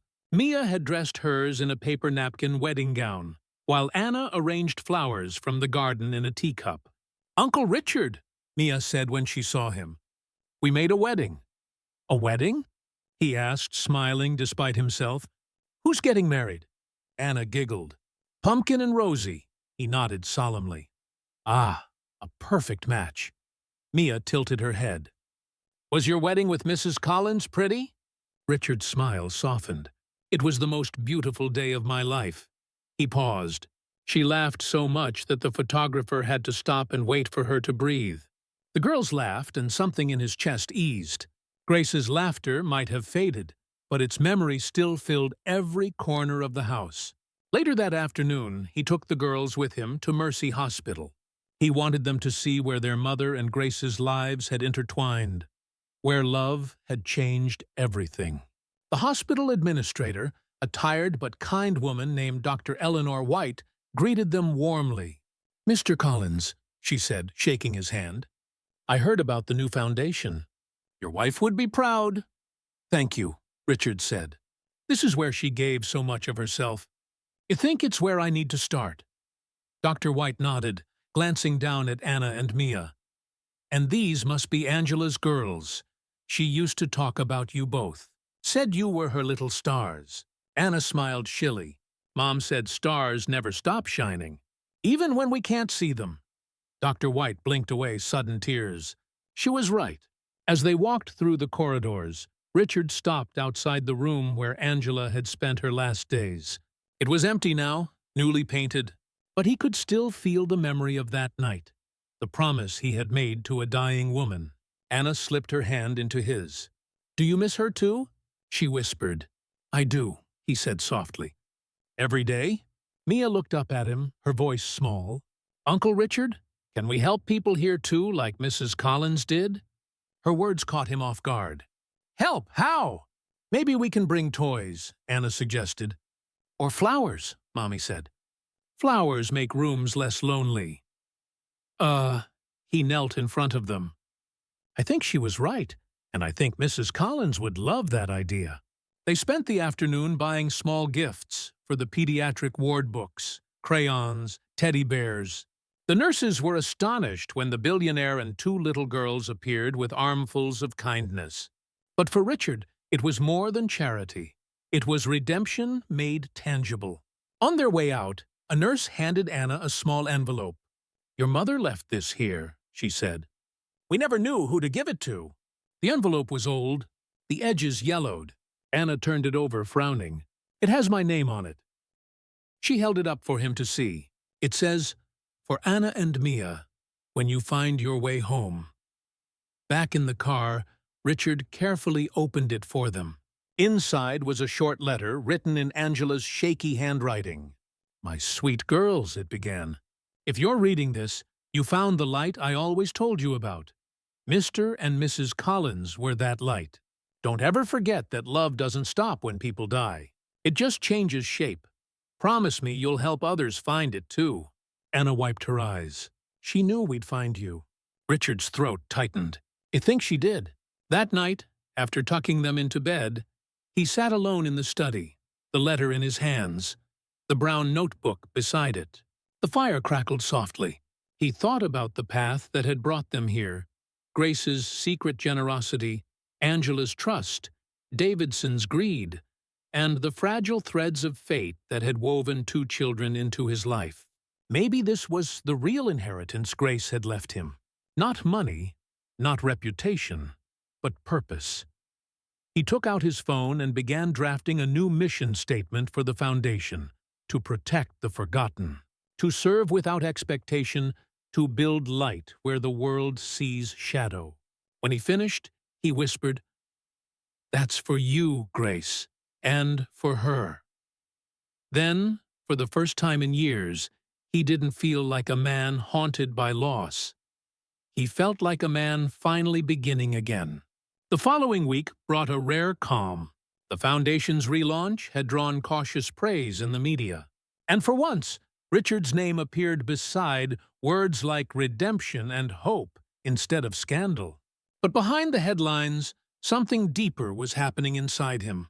Each morning, as sunlight crept through the tall windows of the estate, he felt a sense of purpose that had eluded him since Grace's death. The house itself seemed to breathe again. The girls' laughter had filled its empty halls with a music that no fortune could buy. Mrs. Turner had even started baking again, her famous peon pie scent drifting through every room. It was as if the ghosts of the past had learned to smile. On Friday morning, Anna came running into his study, holding a sheet of paper. "Uncle Richard, look, we drew something for you." He turned from his computer. On the page was a crayon sketch of 3 stick figures. A tall man in a blue suit, 2 little girls in dresses, and above them 2 angels, one dark-haired, one with golden wings. Across the top, written in crooked letters, were the words, "Our family forever." He couldn't speak for a moment. "It's beautiful," he finally said, voice soft. "Is that Mrs. Collins up there?" Anna nodded. "And Mommy, they're watching us," Mia added solemnly. "They said we're doing good work," he smiled faintly. "Then we'll keep doing it." That afternoon, he took the girls to the city to meet the first group of families who would benefit from the revived Grace Outreach Foundation. The small community center smelled of coffee and fresh paint. Volunteers in blue shirts worked quietly, setting up tables and welcoming mothers, children, and elderly couples who had lost homes or jobs. A woman in her 60s approached Richard, shaking his hand. "I knew your wife," she said. "She helped me pay for my daughter's surgery." "I never got to thank her." Richard swallowed hard. "She'd say you just owe it to someone else now." The woman smiled. "That sounds like her." For the next few hours, he watched the girls hand out bags of food and small toys, moving among the families with bright energy. They looked so at home there, unafraid, kind, whole. It was as if their innocence filled every crack Grace had left behind. When the event ended, Anna tugged at his sleeve. "Uncle Richard, can we do this every week?" He laughed softly. "Every week might be hard, but how about every month?" "Deal," she said, grinning. On the drive home, the city lights shimmered through the windows. Mia fell asleep holding her stuffed dog, while Anna watched Theskyline fade into the distance. "Do you miss her?" Anna asked quietly. "Every day," he said. "But I think she's happy now." Anna nodded, thoughtful. Mom used to say that love is like a candle. It doesn't disappear when you share it. It just makes more light. Richard smiled faintly. Then she was wiser than most adults I know. When they arrived home, a car was waiting in the driveway. Detective Hayes stepped out, her expression unreadable. "Sorry to show up unannounced," she said. "I thought you'd want to hear this in person." Richard's pulse quickened. "What is it?" Hayes opened a folder. The investigation into Davidson's network turned up one final piece. "There was another transfer, one you didn't authorize." He frowned. "How recent?" "3 weeks ago," she said. "After Davidson's arrest. It came from one of the accounts your wife created, but was triggered automatically. The funds, about $2 million, were wired to a community hospital in Detroit under the name Angela Bennett Memorial Fund." Richard blinked. "Grace set that up." "We believe so. It was scheduled before her death. She must have arranged a timed transfer through her legal trust. No one touched it until now." He felt a chill. Grace, even after death, was still moving the world toward light. Hayes smiled faintly. "She really did think of everything, didn't she?" Richard nodded, emotion thick in his throat. "She always did." As she left, the girls ran out to meet him at the door. Anna held a small pink envelope in her hand. Mrs. Turner said, "This came in the mail for you." He opened it carefully. Inside was a simple card with no return address. Only one sentence written in familiar handwriting. "The work isn't finished yet, my love." He sat down slowly, his fingers trembling. "Grace's handwriting." Mia climbed onto his knee, peering at the card. "Is it from Mrs. Collins?" "Yes," he said quietly. "It's from her." Anna looked up, her eyes wide. "What does it mean?" He smiled faintly. "It means we still have more good to do." That night, the house glowed softly in the warm light of the fire. The girls were asleep, their new drawings pinned proudly to the wall.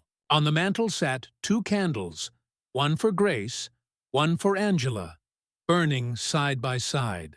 Richard watched the flames dance and thought about the card, the message, the mystery of how Grace's love kept reaching across time and death to guide him. He didn't question it anymore. He had learned that faith didn't always come from religion. It came from the small, stubborn belief that kindness mattered. He whispered toward the flickering light. "You were right, Grace. The work isn't finished. But I'll see it through." Outside, the wind stirred gently through the trees, and somewhere deep in the quiet of the house, it almost sounded like her laughter again. The next morning began with sunlight streaming through the kitchen windows, glinting off the copper pans and the crystal vase that held fresh Lily Grace's favorite. The house smelled of pancakes and maple syrup, and for the first time in years, Richard felt a calm that bordered on contentment. Anna and Mia sat at the breakfast table, whispering to each other as they drew hearts on napkins with colored pencils. Mrs. Turner moved about the kitchen, humming softly, flipping pancakes with the ease of a woman who had served generations of the Collins family. "Uncle Richard," Anna said, looking up from her napkin. "Can we make more drawings for the hospital kids?" He smiled. "Of course. We can bring them when we go next week." Mia, chewing on her pancake, looked thoughtful. "Can we make some for Mommy too and Mrs. Collins?" Richard's chest tightened. "You can," he said softly. "Maybe we can take them to the garden later, to the memorial." The girls nodded solemnly. For them, remembering wasn't sadness. It was an act of love. After breakfast, he drove them to Grace's memorial garden behind the estate. Autumn had begun to show its colors, gold, rust, and crimson, weaving together in the quiet air. The marble bench Grace had designed before her death stood beneath the willow tree. Her name carved simply, Grace Evelyn Collins. Light never fades. The girls placed their drawings at the base of the stone. One had hearts. The other had 2 stick figures holding hands under a rainbow. Mia whispered, "Hi, Mrs. Collins. We're taking care of Uncle Richard." "Just like you said." Richard blinked, startled. "What did you say, sweetheart?" Mia turned, smiling. "Mommy said that Mrs. Collins asked us to help you not be lonely anymore." He knelt beside her, his breath catching. "Your mom told you that?" Anna nodded. "A long time ago. She said Mrs. Collins helped us when we didn't have a house. She said she was an angel even before she had wings." For a long moment he couldn't speak. The words cut through years of confusion, grief, and guilt. A revelation disguised as a child's memory. Grace hadn't just helped Angela by chance. She had known those girls, known their mother. He looked at the drawings again, his pulse quickening. "Girls," he said softly. "Did Mrs. Collins ever visit you and your mom before?" Anna frowned, trying to remember. "Once," she said finally. "She came to our apartment with flowers. She talked to Mommy a long time." "They both cried," Mia added. "And she brought a box of cookies. I remember because she said they were from your kitchen." Richard sat on the bench, the world tilting slightly. All this time, he had thought Grace's connection to Angela had been through charity alone. But now it felt deeper. When they returned home, he went straight to Grace's old study. The room still smelled faintly of her perfume jasmine and cedarwood. Her desk stood exactly as she'd left it, filled with letters, photographs, and small mementos from years of philanthropy. In the bottom drawer, hidden under a stack of thank you cards, he found a sealed envelope addressed to "My love to be opened when you're ready to forgive me." His heart pounded as he broke the seal. Inside, Grace's handwriting sprawled across several pages, hurried but graceful. "Richard, if you're reading this, it means the truth has finally found you. Or perhaps you found it. Angela Bennett wasn't just one of my charity cases. She was my friend, my responsibility. I met her years ago when she came to me for help at Mercy Hospital. Her husband had abandoned her, and she was terrified she couldn't afford her twins' birth. I paid her medical bills, found her a job, and promised her something I wasn't sure I could keep, that her daughters would never be left alone. When she fell ill again, I knew she didn't have anyone else. So, I told her that if anything happened to her, I would make sure her girls were safe. I didn't expect it to happen so soon. I couldn't bring myself to tell you, 'Rard, you'd lost so much after the miscarriage.' After the years of silence between us, thought it would only reopen old wounds. But when she died, I couldn't abandon her children. They were innocent, and I knew deep down you would love them if you ever met them. You always had a bigger heart than you admitted. If I broke your trust by keeping this from you, I am sorry. I only hoped that one day you would understand why I did it, and why I saw in those girls something we had both lost, the chance to be a family again." He lowered the letter, unable to breathe. The air seemed to thicken around him. Grace had known Angela intimately. She had made a promise, a sacred one. And now, in some tragic, beautiful way, Richard was living that promise. When he walked downstairs, the girls were in the living room building a pillow fort. Anna waved at him. "Uncle Richard, want to come in? It's the Kindness Castle." He knelt beside them, smiling through the ache in his chest. "Kindness Castle, huh? That sounds like a place Mrs. Collins would have loved." "Yeah," Mia said proudly. "We made a rule. No one inside can be sad for more than 5 minutes." He chuckled softly. "That's a very good rule. Do you want to stay for a while?" Anna asked. He hesitated, looking at their hopeful faces, then crawled inside the blanket fort. They sat in a small circle surrounded by the soft glow of a flashlight, the air warm with laughter and the faint scent of cookies Mrs. Turner had just baked. Inside that fragile fortress of childhood, Richard felt something he hadn't in years: peace. Grace's secret no longer felt like a betrayal. It felt like a bridge she had built, connecting her love for him with her compassion for the girls as he listened to them chatter about their imaginary kingdom. He realized something profound. Grace hadn't left him behind. She had simply passed him the torch. He leaned back against the cushions, whispering more to himself than to them. "I understand now, Grace. You didn't save them from me. You saved them for me." Outside, the sky deepened into twilight, stree with rose and violet.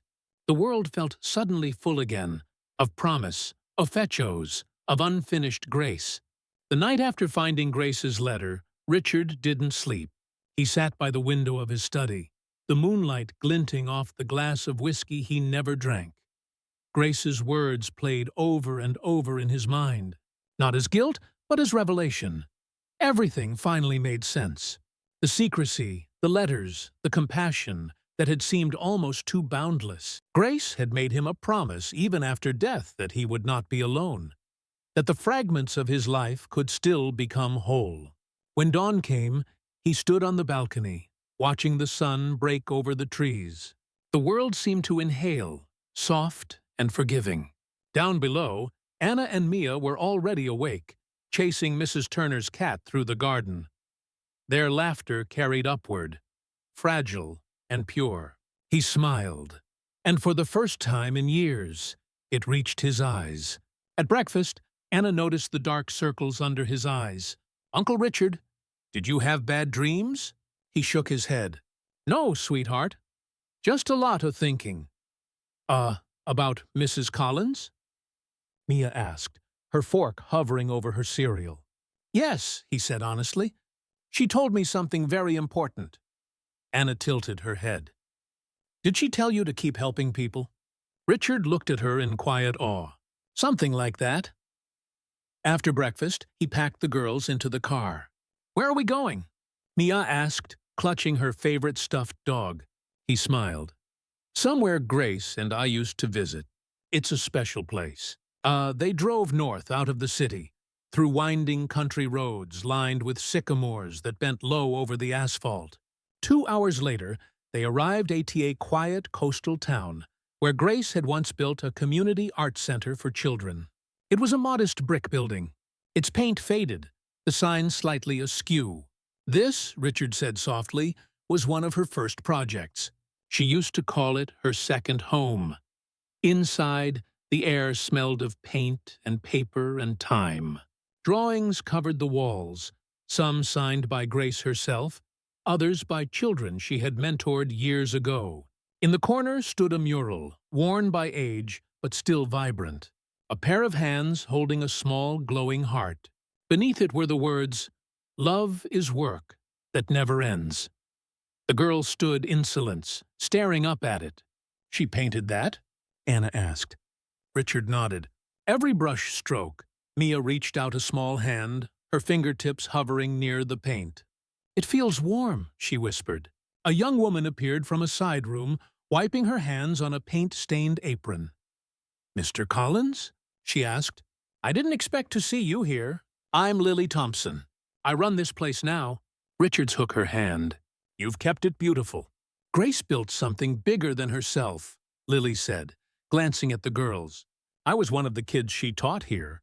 I wouldn't be who I am without her." Richard smiled faintly. "She would have been proud." Lily hesitated, then added, "Before she passed, she left something here for you. Said you'd come when you were ready." From a drawer behind the counter, she pulled out a small wooden box worn smooth with age. Richard opened it slowly.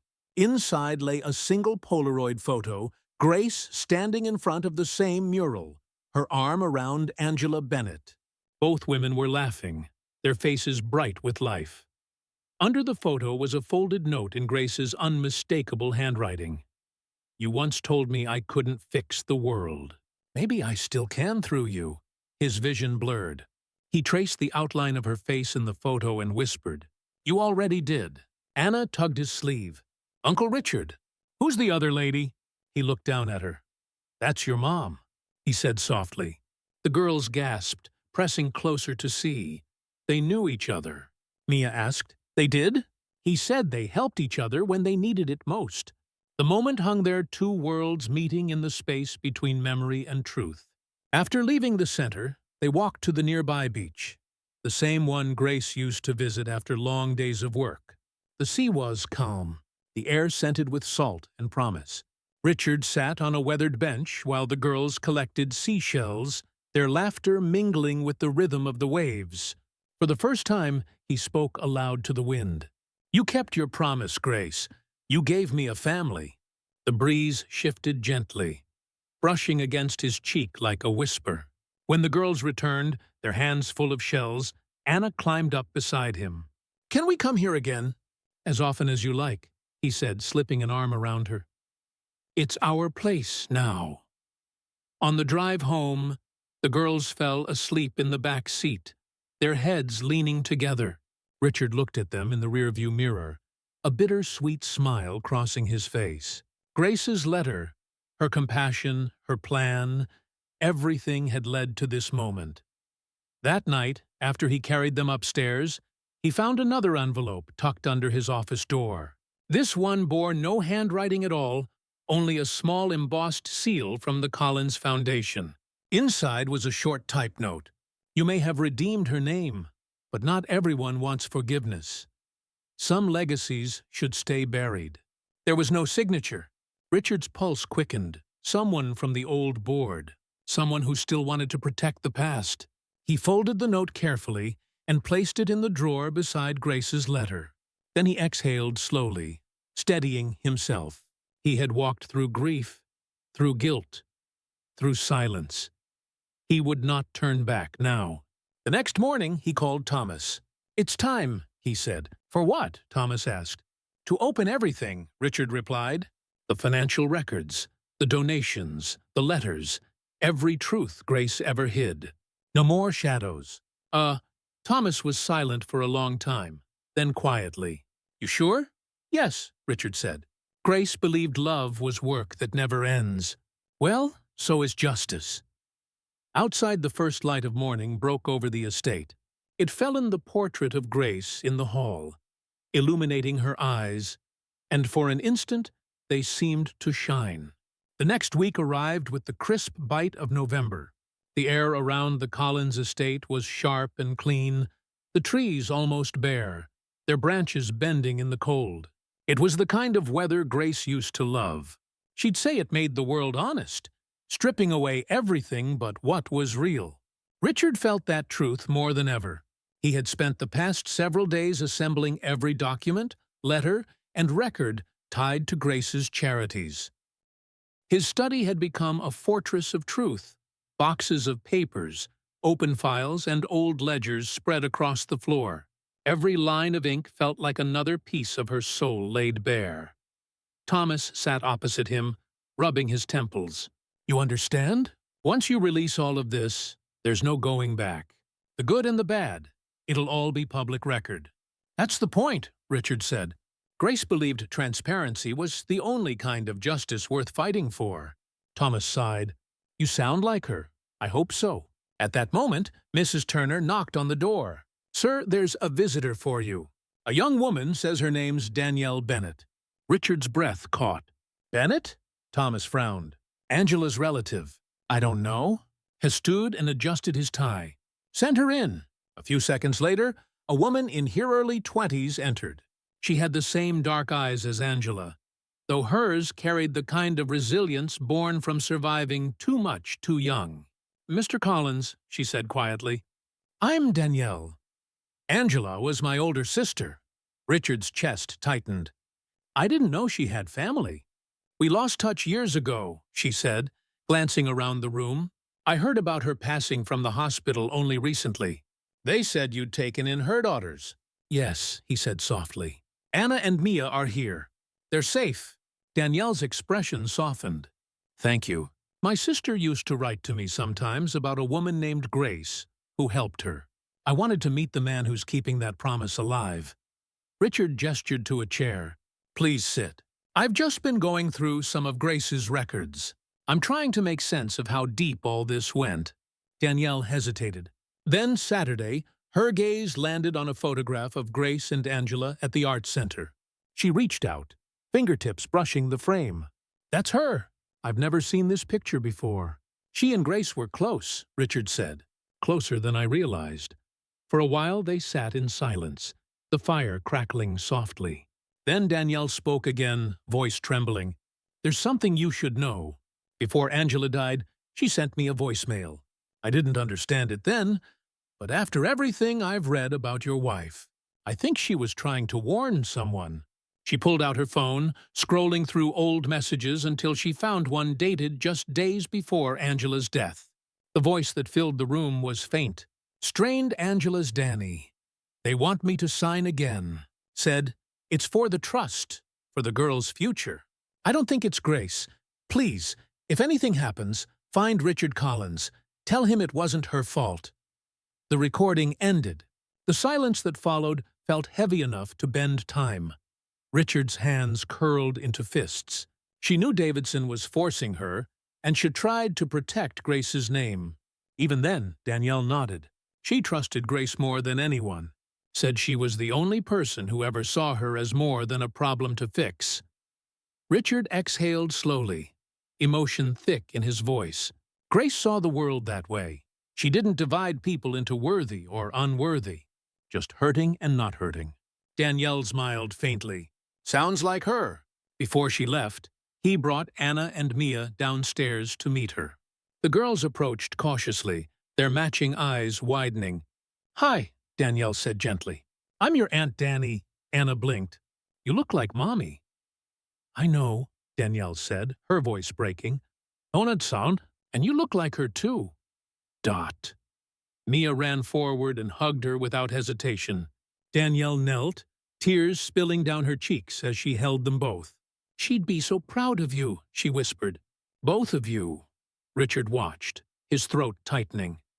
It was as if Grace and Angela had conspired from beyond the grave to piece together every shattered corner of his world that night. After Danielle left, he stood by the fireplace holding Grace's final letter. He whispered to the portrait above the mantel, You were right, Grace. Kindness doesn't die. It just changes hands. The next day, he called a press conference not for scandal, but for redemption.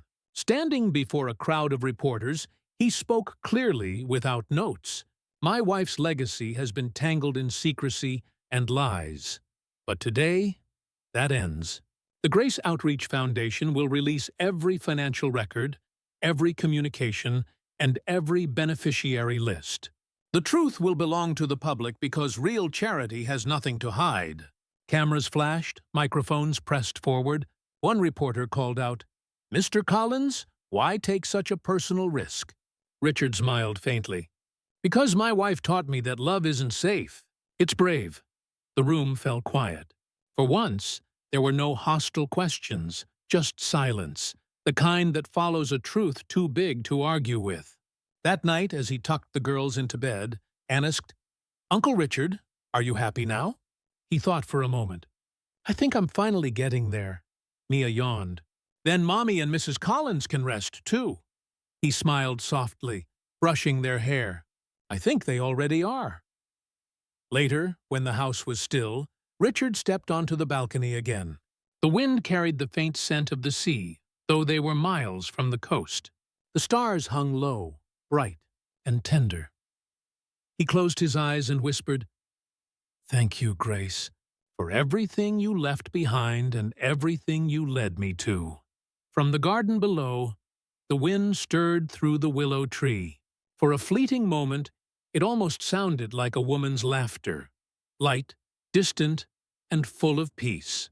The Collins estate glowed with the soft light of evening, golden lamps flickering against the dark windows. For the first time in years, it no longer felt like a mausoleum of memories. It felt alive. The air was filled with the scent of baked apples and cinnamon. The girls' laughter drifted from the living room as Mrs. Turner taught them an old lullaby she claimed every Southern child should know. Richard stood at his study window, phone pressed to his ear. On the other end, Thomas's voice carried a note of wonder he rarely heard. Richard, it's done. The Foundation's website is live. Every record's public, and the response. He paused, almost in disbelief. It's overwhelming. Donations are pouring in. People are calling it a miracle of honesty. Richard smiled faintly. Not a miracle, Thomas. Just the truth. Finally doing its job. Well, Thomas said, chuckling softly, it's the first time in a decade your name's trending for something good. Let's hope it stays that way, Richard replied. But either way, it's Grace's victory, not mine. When he hung up, he leaned back in his chair and let the silence settle. On the desk before him lay the brown leather notebook, the Polaroid of Grace and Angela, and a new document, the official relaunch charter for the Grace and Angela Foundation. Their names side by side written into history. He had done it. He didn't hear Anna's small footsteps until she was at the door. "Uncle Richard?" she asked softly. "Can we tell you something?" He turned, smiling. "Of course. Come in, both of you." Mia peeked around the doorframe, clutching her stuffed dog. The two girls entered together. Serious in that way only children can be when they've made an important decision. "We were talking," Anna began, "and we decided something big." "Something big?" Richard echoed. "That sounds serious." Mia nodded. "We want to have your last name. We want to be Collins, too." The words hit him like a physical force. For a second, he couldn't speak. The room seemed to tilt, and his throat tightened. "Are you sure?" He managed. Anna nodded with certainty. "Mom said Mrs. Collins would always make sure we had a home. And we think this is our home," Mia added quietly. "You're our family now. We want everyone to know." Tears blurred his vision before he could stop them. He reached out and pulled them both into his arms, holding them close. "Then we'll make it official," he said, voice thick. "I'd be honored to have you as Collins girls." Anna looked up, her eyes bright. "Does that mean you're our dad now?" He smiled. The kind of smile that hurt and healed all at once. "If you'll have me." "Yes," Maya giggled.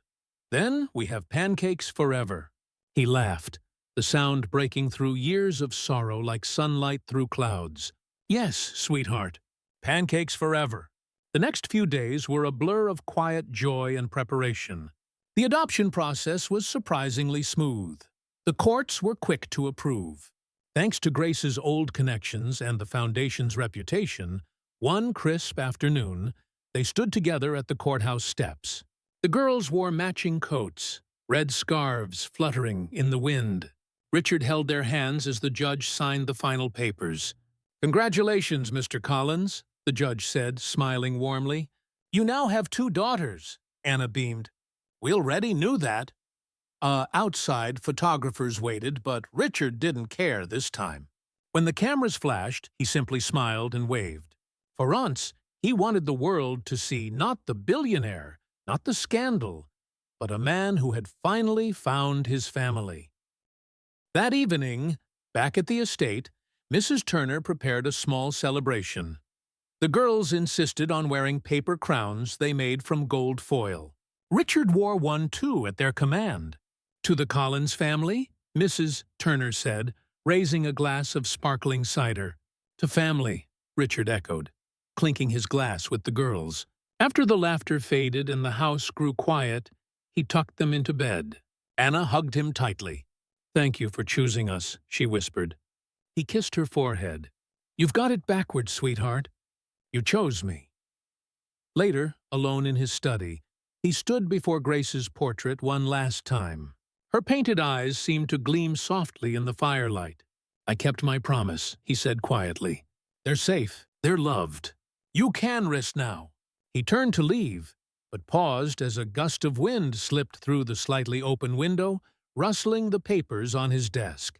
The flame in the fireplace flickered, and for a heartbeat, the air shimmered with warmth. It was just wind, he told himself.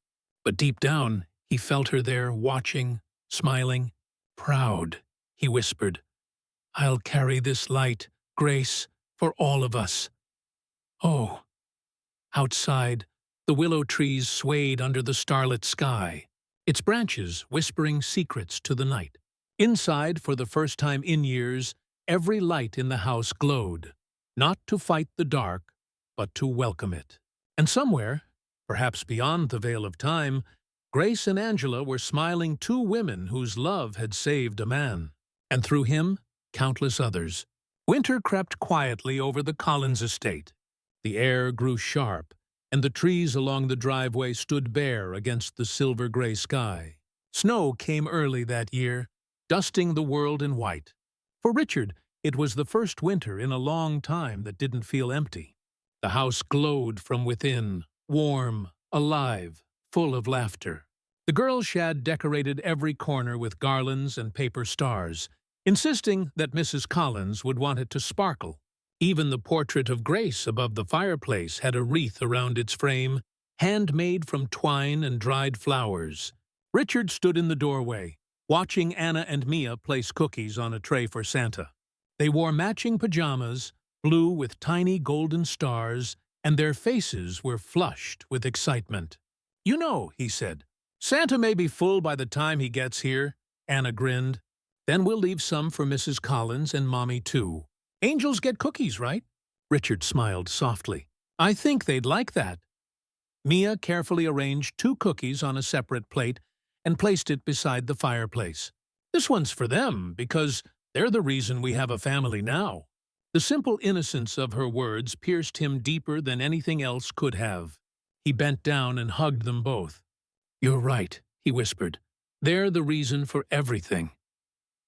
Later, after the girls were asleep, Richard sat by the fire with Mrs. Turner, sipping tea. Snow whispered against the windows. "They're good children," she said quietly. "Grace would have been so proud." "She would have loved them," he replied. "She already did. Even before I knew," Mrs. Turner gave him a knowing look. "And now you love them for both of you." Hesmiled faintly. "I suppose I do." After she went to bed, he stayed up watching the fire burn low. He thought about Grace, her letter, her secrets, her faith in love's stubborn endurance. He thought about Angela, too, and how her final plea had led him here. Somehow, their stories had intertwined so tightly that he could no longer separate them. Grace had promised those girls a family. Angela had trusted her with that promise. And now, through him, they both lived on. The next morning, the house woke to the hush of snow and the laughter of 2 little girls discovering footprints by the tree. "Santa came!" Mia shouted. Richard blinked sleep from his eyes and followed them downstairs. Wrapped gifts were stacked beneath the glowing tree. But on the very top branch, nestled among the lights, was something new.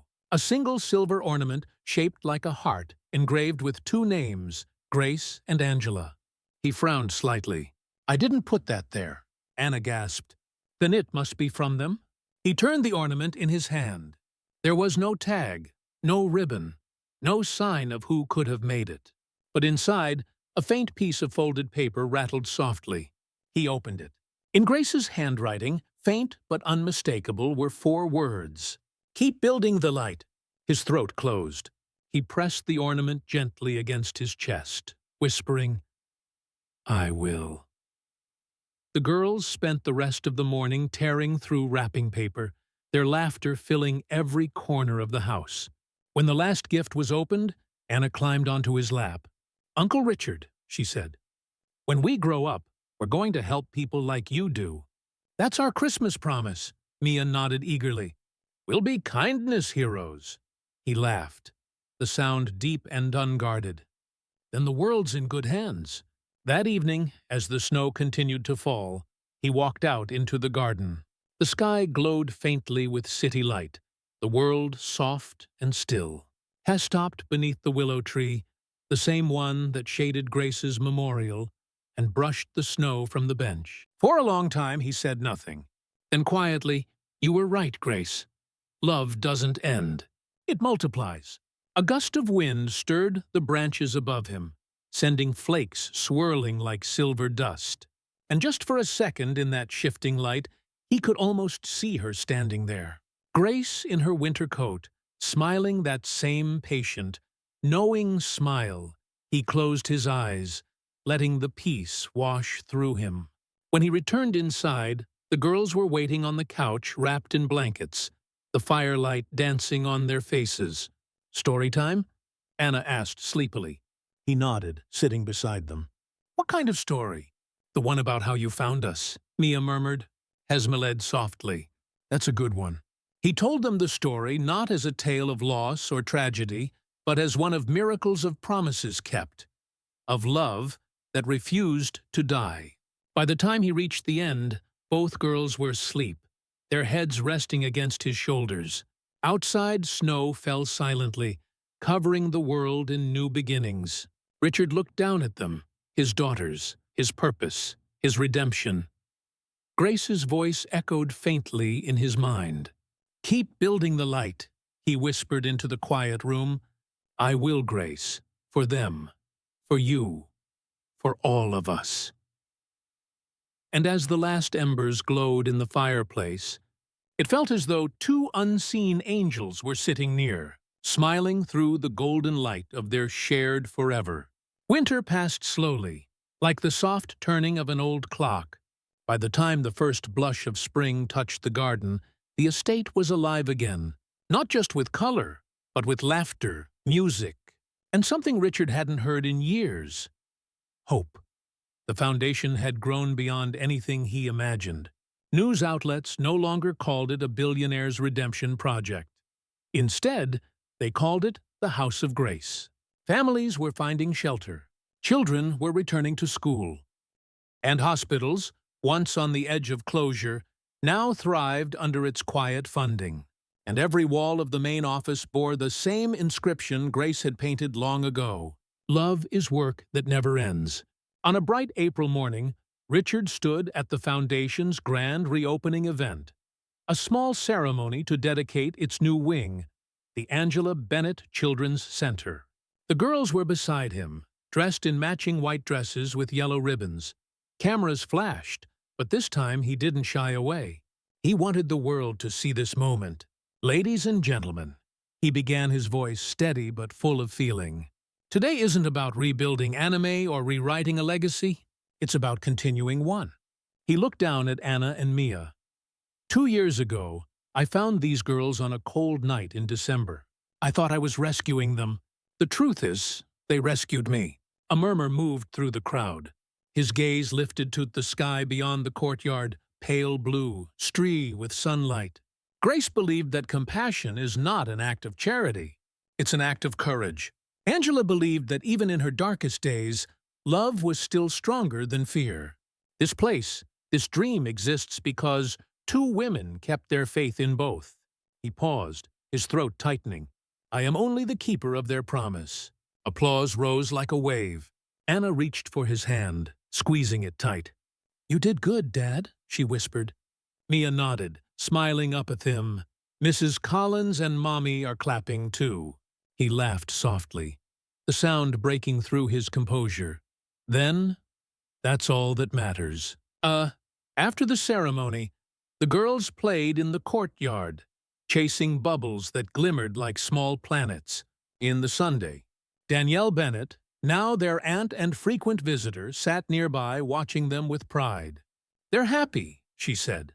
"You've done something beautiful here, Richard." "I just followed Grace's map," he said. "She built the path long before I saw it." Danielle smiled. "And you walked it." "That counts, May." As the afternoon faded into a gentle dusk, Richard wandered alone into the new wing. The walls were lined with photographs. Grace laughing with children, Angela smiling in the hospital garden, and a newer photo, Richard, Anna, and Mia holding shovels at the groundbreaking. At the end of the hallway hung one final image, framed in gold. It was the mural from the old art center, the two hands holding a glowing heart. Underneath were the words Grace had painted: "Love is work that never ends." He stood before it for a long moment, his reflection blending with the image. Then he whispered, "We've finished your work, Grace, and we'll keep it going." Outside, the girls' voices floated through the open windows. They were playing in the fountain, splashing and shrieking with joy. He stepped out into the golden twilight, rolling up his sleeves, and joined them. The cold water hit his hands, and he laughed a full, unguarded laugh that felt like a new beginning. "Mrs." Turner appeared at the door, smiling softly. "You look younger, Mr. Collins." "Maybe I finally am," he said. That night, after everyone had gone to bed, Richard sat by the window of his study. The brown leather notebook opened before him one last time. He wrote a final entry beneath Grace's handwriting. "We did it. The girls are safe. The foundation lives. Your promise is fulfilled. But I've learned something you already knew. Love doesn't end with loss. It begins again in those who carry it forward." Thank you, Grace. Thank you, Angela, for saving all of us. He closed the notebook and set it gently on the desk. Then he looked toward Grace's portrait, her painted eyes warm in the lamplight. "Rest easy, my love," he whispered. "Your light will never go out." Outside, the willow tree swayed in the evening breeze, its branches shimmering under the moon. Somewhere within that quiet night, a soft voice seemed to answer, not in words, but in peace. The next morning, the girls burst into his room, laughing breathless. "Dad, it's Saturday, Pancakes Day." He rose, smiling. "Then what are we waiting for?" As he followed them down the stairs, sunlight poured through the windows, filling the house with warmth. In that light, bright, tender, endless, Richard Collins finally understood what Grace had meant all along. That love isn't a moment, it's a mission, and this at last was his forever. The story of Richard Collins teaches us that redemption is never about wealth or reputation, and it's about courage, compassion, and the willingness to face the truth. Through the innocence of two orphaned girls, a man who had lost everything rediscovered what it meant to love and to belong. It reminds us that kindness can rebuild what betrayal destroys, and that real legacy lies not in fortune or power, but in the lives we choose to protect. Love, as Grace believed, is work that never ends, and in continuing that work, we become the best versions of ourselves.